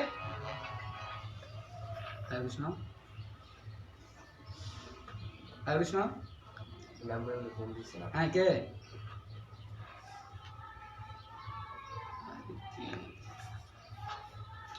তো এইভাবে কি করছে, কি বলছিলাম যেন, তাহলে এই সেবা যখন থাকে, এই সেবার মধ্যে কি হয়, সেবার মধ্যে আমরা দেখি না যে জন অনুষ্ঠান হয়, একটা সেবা থাকে যে আপনি এটা করবেন, আপনি এটা করবেন, এটা সকলের সেবা ভাগ করে দিছে, কিন্তু কৃষ্ণের কোনো কি নাই। কৃষ্ণ তখন যুধিষ্ঠির মহারাজের কাছে বলছে যে বর্দা আমার কি সেবা, বলছে তোমার কোনো সেবা নাই, সমস্ত সেবা শেষ। বলছে তাই নাকি, দেখি সেবার লিস্টটা। তখন সেবার লিস্টটা যখন দেখছে, বলছে সমস্ত সেবা তো ঠিক আছে, কিন্তু একটা সেবা বাদ পড়ে গেছে। কি সেবা, বলছে সমস্ত ব্রাহ্মণ বৈষ্ণবরা যখন আসবে, আমি তাদেরকে স্বয়ং নিজের হাতে চরণ ধোয়া অভিষেক করে আমি তাদেরকে ভিতরে ঢুকাবো। বুঝে গেছে, ওদের সবচেয়ে বড় সেবাটা আমি করবো। যখন সমস্ত বৈষ্ণবরা যারা নিমন্ত্রিত অতিথিবৃন্দরা ছিল, কৃষ্ণ সবাইকে নিজের হাতে তাদের চরণ ধুয়ে দিছে। কি করছে, বুঝতে পারছেন তো, এই হচ্ছে কৃষ্ণের বিনম্রতা। কৃষ্ণ দেখিয়েছেন। আরেকটা বিনম্রতা কি, আপনারা জানেন যে রামানুচার্যের একজন শিষ্য ছিল, নাম ছিল তার দাশরথী। জানেন তো না? এই কথা জানেন আপনারা? দাশরথী নাম কি? রামানুচার্যের একজন শিষ্য ছিল, সন্ন্যাসী শিষ্য, বুঝলেন তো? সন্ন্যাসী শিষ্য নাম কি? দাশরথী। তো রামানুচার্যের কাছে একটা বৃদ্ধ আইছে, বৃদ্ধ মহিলা আইসে বলতেছে যে হে প্রভু, আমি তো বৃদ্ধ হয়ে গেছি, হ্যাঁ, আমি কাজকর্ম করতে পারি না, যদি আপনার একজন শিষ্য আমাকে দিতেন, আমাকে একটু কাজকর্ম করে দিতে, আমার সাথে একটু থাকার জন্য একটু কিছু করে দিতেন, ভালো হইতো। বুঝা গেছে? এটা কে বলছে? কে বলছে? হ্যাঁ, বৃদ্ধ মহিলা। তখন রামানুচার্য কি করছে জানেন? ওই তার সন্ন্যাসী শিষ্য, হ্যাঁ, দাশরথীকে বলছে, নাও আজকে থেকে তোমার সেবা বোঝা এই শিষ্য করবে। সেই সন্ন্যাসী শিষ্য কি করছে? রামানুচার্যের কথা রাখার জন্য সে 10 বছর ধরে ওই বৃদ্ধ মহিলার সেবা করছে। কার সেবা করছে? তিনি সন্ন্যাসী হওয়া সত্ত্বেও তিনি বৃদ্ধ মহিলার সেবা করছে। একদিন ওই গ্রামে একটা মায়াবাদী সন্ন্যাসী আসছে। মায়াবাদী সন্ন্যাসী এসে মায়াবাদী ভাষ্য করতেছে, মায়াবাদী কথা বলতেছে। আর এই মায়াবাদী কথা শ্রবণ করে তখন দাশরথী উঠে গেছে, উঠে গিয়ে বলতেছে আপনার এই কথাগুলো যুক্তিসম্মত না। আর তখন দাশরথী সমস্ত শাস্ত্রের যুক্তি দিয়ে তার মায়াবাদীর যুক্তি খণ্ডন করেছে। তখন বলতেছে, আরে এটা তো ওই বৃদ্ধ মহিলার সেবক, এই বৃদ্ধ মহিলার সেবক এত শাস্ত্র জানলো কিভাবে? পরবর্তীতে দেখে এইটা তো সাধারণ লোক না, এ তো সন্ন্যাসী দাশরথী, রামানুচার্যের সর্বশ্রেষ্ঠ শিষ্য দাশরথী। সে এতদিন ধরে এই বৃদ্ধ মহিলার সেবা করছে। কি সেবা? তার সমস্ত সেবা করছে। এটা হচ্ছে কি? বিনম্রতা। এটা কি? বিনম্রতা। বুঝতে পেরেছেন? আপনারা জানেন যে লোকনাথ গোস্বামীর একজনই শিষ্য ছিল। কয়জন? নাম জানেন তো? কি বলেন তো দেখি, নাম কি? নরোত্তম দাস ঠাকুর। লোকনাথ গোস্বামীর একজনই শিষ্য। মানে যারা ভালো গুরুদেব, যারা প্রকৃত গুরুদেব, তারা শিষ্য কম গ্রহণ করতে চায়, কারণ তারা ভজন সাধনে ব্যস্ত, কারণ শিষ্য গ্রহণ করলে তাদের দায়িত্ব নিতে হবে। বুঝা গেছে তো? তো এই জন্য এখন তো দেখা যায় যে মহাপ্রভুর ভবিষ্যৎবাণী পূর্ণ করার জন্য তারা অনেকেই এটার রিস্ক তারা নিচ্ছে। বুঝতে পারছেন তো? তো এই জন্য এই লোকনাথ গোস্বামী প্রতিজ্ঞা করছে যে আমি কখনো শিষ্য গ্রহণ করবো না। কি করবো না? আর মহাপ্রভু বলছে নরোত্তম দাস ঠাকুরকে, তিনি মানে স্বপ্নে বলছে, তুমি কার কাছ থেকে দীক্ষা নাও? তুমি লোকনাথ গোস্বামীর কাছ থেকে দীক্ষা নিতে হবে তোমার। দেখেন, এমন লোকের কাছে বলছে, সে নিজে আগের থেকে প্রতিজ্ঞা করছে যে আমি কখনো কি নিব না, শিষ্য গ্রহণ করবো। আর মহাপ্রভু বলছে তোমার তার থেকে দীক্ষা নিতে হবে। তখন কি করছে? মহাপ্রভু কথা অনুযায়ী তিনি গেছেন লোকনাথ গোস্বামীর কাছে। লোকনাথ গোস্বামীর কাছে গিয়ে বলছেন, হে প্রভু, আপনি আমাকে দীক্ষা প্রদান করেন। বলছে, না না, আমি কি করেছি? প্রতিজ্ঞা নিয়েছি, আমি কাউকে কি দিব না, দীক্ষা দিব না। সে নিবেই না। তখন মন খারাপ করে যখন চলে যাচ্ছে, তখন জীব গোস্বামী বলছে, এই তুমি কোথায় যাচ্ছ? বলছে, আমার গুরুদেব আমাকে দীক্ষা দিচ্ছে না। বলছে, দীক্ষা দিচ্ছে না এই জন্য তুমি চলে যাচ্ছ? তুমি যাও, তোমার গুরুদেবের সেবা করার চেষ্টা করো, সেবা করলে উনি তোমার প্রতি প্রসন্ন হবে। আর যখন তার সামনে গেছেন লোকনাথ গোস্বামীর, বলছে ওনার কোনো সেবাই নাই। লোকনাথ গোস্বামীর কোনো সেবাই নাই সেবা করার মতো। মানে এত সারাদিন তার জীবন যেভাবে কাটে, তার কোনো সেবাই নাই, কিভাবে তার সেবা করবো? তখন হঠাৎ করে একদিন দেখছে যে তিনি রাত 3টা বাজে উঠা তিনি কি করেন, বৃন্দাবনে একটা জায়গার মধ্যে গিয়ে তার প্রাকৃতিক কর্ম, তিনি পায়খানা প্রস্তাব করেন। বোঝা গেছে তো? তিনি মলমূত্র ত্যাগ করেন। বলছে, এই যে একটা সেবা পাইছি। 3টা বাজে কি করতেন? যখন ওই যে জায়গার মধ্যে তিনি মল ত্যাগ করতেন, ঠিক এই জায়গাটারে কি করতেন, এই নরোত্তম দাস ঠাকুর এইগুলো নিজের হাতে ধরতেন, কোনো কাগজ টাগজ লাগাইতেন না, হাতও ধরে সেগুলো কি করতেন, পরিষ্কার করতেন, এবং এই জায়গাটায় সুন্দরভাবে লেপা টেপা রাখতেন। পরের দিন যাতে আমার গুরুদেব এই জায়গার মধ্যে এসে তাদের আমার গুরুদেবকে যাতে দূরে না যাইতে হয়। বুঝতে পারছেন তো? তখন হঠাৎ করে 1 দিন 2 দিন 3 দিন লোকনাথ গোস্বামী ভাবতেছে, কিরে আমি তো এই জায়গাটার মধ্যেই প্রাকৃতিক কর্ম করি, তো এই জায়গাটা কে পরিষ্কার করে রাখে? এই জায়গাটা এত সুন্দরভাবে পরিষ্কার থাকে। তখন একদিন কি করছে, উনি এখানে প্রাকৃতিক কর্ম করে তিনি পলাইয়া রয়েছে, গিয়ে দেখে কে করে। তখন নরোত্তম দাস ঠাকুরকে দেখে যে নরোত্তম দাস ঠাকুর নিজের হাতে এগুলো পরিষ্কার করতেন। আর হঠাৎ করে তার হাতে গিয়ে ধরে ফেলছে লোকনাথ গোস্বামী, আমি তোমাকে আগামীকালকে দীক্ষা প্রদান করব, কালকেই তোমাকে আমি দীক্ষা প্রদান করব। বুঝা গেছে? দেখুন, এই হচ্ছে বিনম্রতা। বিনম্রতা না থাকলে গুরুদেব আপনার প্রতি প্রসন্ন হবেন না। শিল প্রভুপাদ, তার বয়স কত ছিল? 70 বছরে তিনি আমেরিকা গেছেন। হ্যাঁ, এত বৃদ্ধ অবস্থায় থেকে তিনি কি করতেন? তিনি প্রতিদিন গিয়ে নগর সংকীর্তন করতেন, তিনি গ্রন্থ বিলি করতেন। গ্রন্থ বিলি করে তিনি যে টাকা পাইতেন, এই টাকা দিয়ে তিনি কিছু কিনে আনতেন, কিনে এনে তিনি প্রসাদ তৈরি করতেন। প্রসাদ তৈরি করলে কি করতেন? তিনি সমস্ত ভক্তদেরকে ইনভাইট করতেন। ইনভাইট করে কি করতেন? তিনি প্রবচন দিতেন। প্রবচন দিয়ে তিনি সবাইকে আবার প্রসাদ সার্ভিস করতেন। প্রসাদ সার্ভিস করে কি করতেন? তিনি আবার ওই যে পাটিগুলা দিত, পাটিগুলা তিনি নিজের হাতে তুলতেন। নিজের হাতে তুলে কি করতো? ওই যে যেটিতে রান্না করছে এইগুলো আবার তিনি রাত্রে তিনি মাজতেন, তারপরে তিনি গ্রন্থ লিখতেন। এত বৃদ্ধ বয়স। একদিন এইভাবে তিনি করেছেন, এত কষ্ট করেছেন। একদিন কি করেছে? হঠাৎ করে যখন প্রবচন দিয়ে যখন অনেক ভক্তরা চলে যাচ্ছে, তখন একজন ভক্ত কি করছে? দেখতে প্রভুপাদ আবার এই সাড়াইগুলো তুলতেছে নিজের হাতে। তখন ওই আর এক শিষ্য বলতেছে, ওই যে একটা ছেলে বলতেছে, প্রভুপাদ আমি তুলে দিচ্ছি আপনাকে। এইভাবে তিনি এইভাবে তাদেরকে সবাই লাগিয়েছেন। প্রভুপাদের বিনম্রতা দেখুন, প্রভুপাদ এত বিনম্রতা দেখিয়েছেন। এই জন্য বলছে, কিন্তু কখনো কখনো কমপ্লেন করেছে? আমি এত সেবা করছি, এত বিনম্রতা দেখেছি, কোনো কমপ্লেন আছে না? এটাই হচ্ছে বিনম্রতা। কখনো কোনো কমপ্লেন থাকবে না কারোর প্রতি। বুঝা গেছে?